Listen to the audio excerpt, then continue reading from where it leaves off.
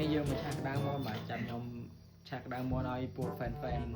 ដែលថាជីក like ជីក follow ជាតិថ្ងៃឆ្ងាញ់មែន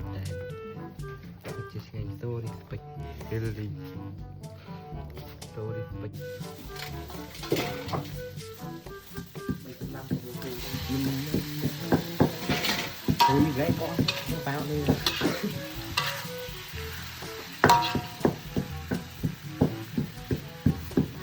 វីស